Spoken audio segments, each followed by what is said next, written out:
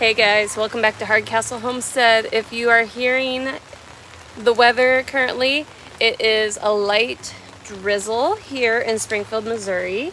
Originally I was going to shoot a garden tour today, but that is no longer going to be happening, at least right now, due to the weather. A lot's going on in the garden, but not a lot is going on in the greenhouse, so I figured while my little minion is going in and out of the sprinkles and enjoying her morning outside, we'd go ahead and we would go ahead and we would get shooting a little bit of greenhouse cleanup. Part of the drill with the greenhouse this year is to be putting the shade cloth on top and using the north table, this first one here, to do some salad mix in grow bags, or I'm not even honestly going to do the grow bag. I'm going to cut slits into a potting soil mix and sprinkle some worm casting in it, and then sprinkle some seeds. And that way, in the middle of the summer, the shade cloth is going to be creating enough of a cooled environment in the greenhouse that we'll be able to enjoy salad all summer long, thanks to having some slow to bolt friendly type of lettuces that we're going to be doing. But first and foremost, my arm is getting so tired. Okay, sorry guys, I had to switch out of the mode I was in and switch hands as well.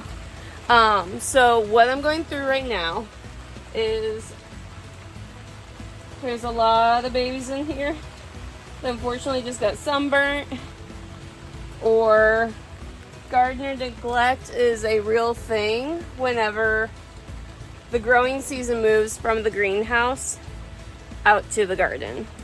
So we're going through and collecting any pots that still have soil in them, anything that's died or is wilting and almost dead, and we're going to be adding this to the compost.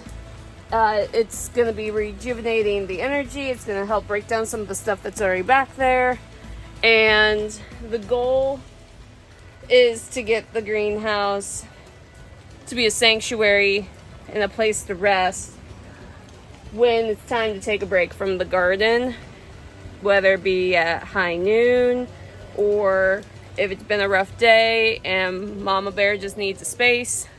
Are you having fun? You say hi?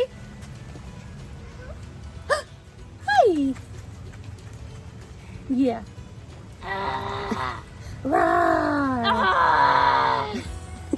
We just learned how to roar. It's super adorable. Also, I'm still trying to figure out my dahlias from one of those Costco buys are doing phenomenal in here. I need to move them out. The elephant ears did not do as well. I think I had 4 out of 10 grow up. My elderberries, I still have plenty left. I'm trying to decide what I even want to do with them, because I don't need to plant 20 elderberry plants. I was expecting more friends to want to buy them. Anyone else out there, what do you do with your extra crop that, I mean, it's growing? Should I just like murder it and dry off all that elderberry and then throw it in the compost? It's really thick. What would you guys do, I guess, is what I'm wanting to know.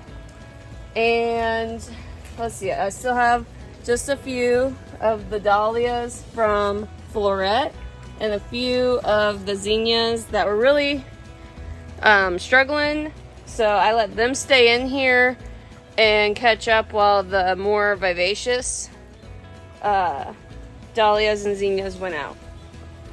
Sorry, my brain is all scattered in here because there's a lot of randoms. So here's some of that marshmallow. We up potted it, and now I just don't know where to put it in the garden. Lemon balm. Sorry. 1 lemon balm.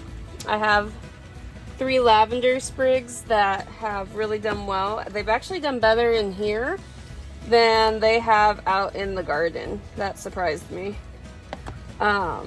Sorry, trying to organize while we go. Let's see.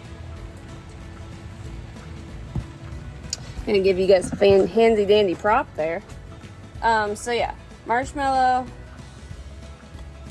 lavender, lemon balm.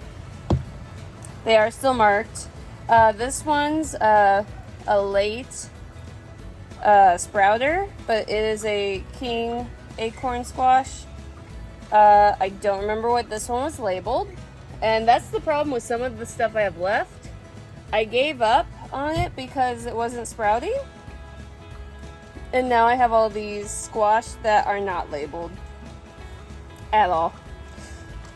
And I'm okay with that because I've got room to just throw it in the ground and see what happens.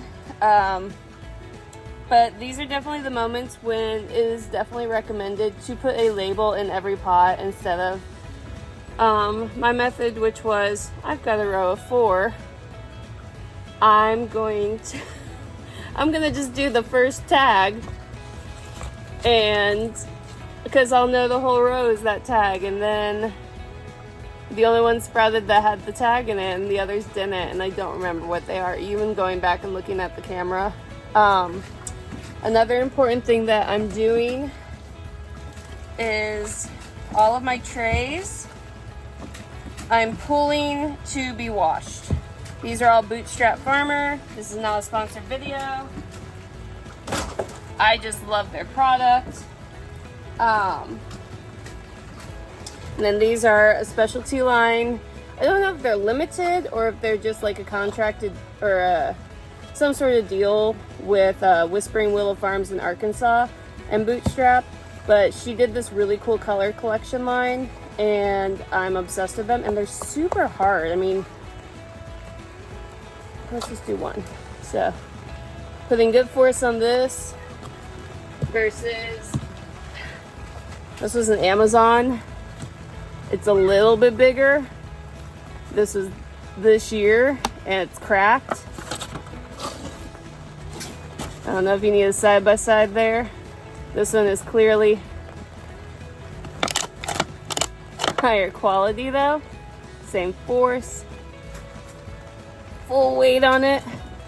It's amazing. And it goes right back to its shape. Like, it's impressive. Definitely Bootstrap or Epic Gardening. I recommend investing in your growing supplies because it's annoying to have to keep rebuying that every few years. Hey Iris, what you doing? Yeah? There is no puppy out here. Sorry guys. So that's kind of what's going on here at Hardcastle Homestead. This is a shorter video right now. Just cleaning up the greenhouse though, and I hope you guys enjoy coming along with that journey with us, because that's all I'm going to be doing while training. So without further ado, I'm going to put my hair up, and I'm going to let you guys see a little speed action of getting this greenhouse back in order. So here we go.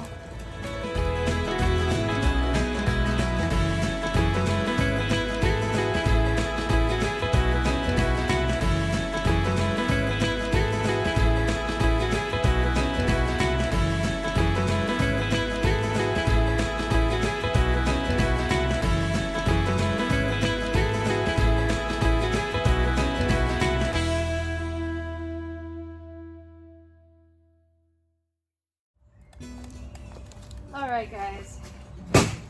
Ooh, be careful lady. And just like that, I will say it's a little bit darker than I thought it was going to be percentage wise for the shade, but already right here feels so good. Probably going to do a little bit more rearranging. My parents did donate this shade cloth to me, so I do not know the source. A lot of what they buy though for their gardening practices does come from like big box stores like Lowe's, Home Depot, Orschelns if you have those. If they buy online, it's normally Amazon. So nothing specialty shop or anything like that. The goal is everything on this table, it will be bringing out once the last of the rain clouds clear out. And that way it'll keep me intentional to get them in the ground because they need to go. I moved the dahlias. I'm going to keep them actually in the containers. Sorry, that was quite a workout. Highly recommend cleaning out your greenhouse before the fall and winter. Feels really good. I'll probably also wash all my potting stuff at a later date, just knowing me. I moved the dahlias that were just getting ridiculously huge out by some of the raised beds. Their pots are honestly big enough. I will probably just leave them in there and make them a potted plant for this season. With our zone, we usually have to dig up elephant ears and dahlias anyway. Canna lilies are right about the cusp point if we can do it or not. I've grown them and kept them in the ground. And if they're up against the house during the winter, they've all survived. If they've been out in the yard, they do not survive. So, I mean, all of those tubers I'm going to save this fall anyway. Probably divide them up and give them to some friends who also really love gardening stuff. Yeah, there's a lot still to do, but I cannot wait to take you guys on the garden tour because there's a lot in the ground growing and there's a lot more to come. In the future, we're going to be talking about how to do succession planting, both with same crop, and how to do transitional crops from spring crops into summer crops when you have a limited space such as a backyard garden like what we are doing. Just estimating, but our backyard space as a whole is only 2,500 to 3,000 square feet. Our lot size is under 8,000 square feet total. I do foresee us, if we stay in this house longer than the next year or two, taking some of the practices we've done back here with our pollinator gardens, moving them up front and making more room for veggie growing back here. That way they're in a controlled environment that's not prey to neighborhood cats and the in-city problems that we have with pests. Not as bad as deer and rabbits and some of the chaotic kamikaze squirrels my parents have, but as a whole, cats and birds and sometimes the neighborhood dog, those are a lot of our big issues here in city. If you're on the outskirts, sometimes there's a raccoon or a skunk involved. We're near a park, so we do have skunks around the area, but our yard is fenced in, so they don't really get back here. Yeah. So when I did go to dump the elephant ears, I dumped them out. I looked at the actual bulb, and it had roots on it.